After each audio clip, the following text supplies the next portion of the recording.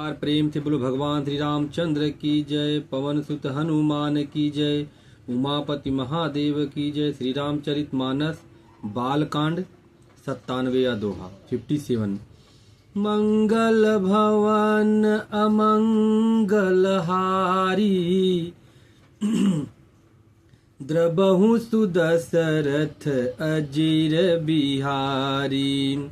तब शंकर प्रभु पद सिरुनावा सुमिरत राम हृदय यस आवा। एहि तन सती भेट मोहि नाही शिव संकल्प कीन्ह मन माही। तब शिवजी ने प्रभु श्री रामचंद्र जी के चरण कमलों में सिर नवाया और श्री राम जी का स्मरण करते ही उनके मन में यह आया कि सती के इस शरीर से मेरी पति पत्नी रूप में भेंट नहीं हो सकती, और शिव जी ने अपने मन में यह संकल्प कर लिया। सोचिए यह कितनी बड़ी गलती हो गई। भगवान की बात न मानकर, अर्थात भगवान शिव की बात न पूर्णतः मानकर माता ने श्री रामचंद्र जी की परीक्षा ली, और उस परीक्षा में उनसे ऐसी भूल हो गई कि अब भगवान को उनका त्याग करना पड़ेगा। इस पीड़ा का अंदाज़ा नहीं लगाया जा सकता कि भगवान शिव को अब सती माता के इस शरीर से पति पत्नी का संबंध नहीं रखना है। अस विचारी शंकर मत धीरा चले भवन सुमिरत रघुबीरा।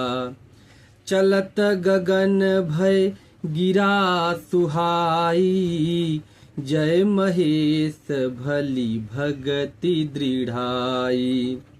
स्थिर बुद्धि शंकर जी ऐसा विचार कर श्री रघुनाथ जी का स्मरण करते हुए अपने घर कैलाश को चले। चलते समय सुंदर आकाशवाणी हुई कि हे महेश, आपकी जय हो, आपने भक्ति की अच्छी दृढ़ता की।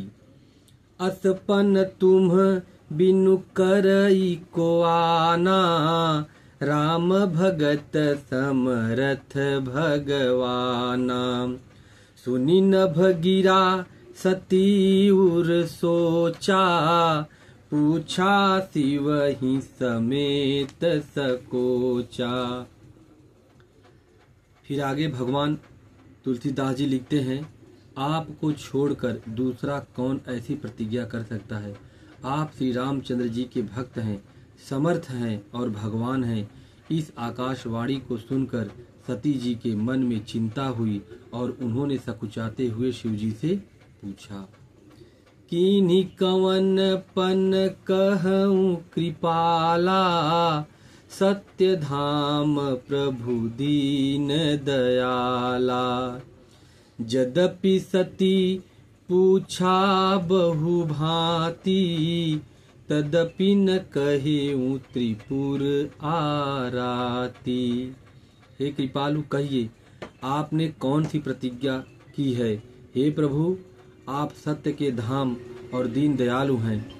यद्यपि सती जी ने बहुत प्रकार से पूछा, परंतु त्रिपुरारी शिव जी ने कुछ न कहा।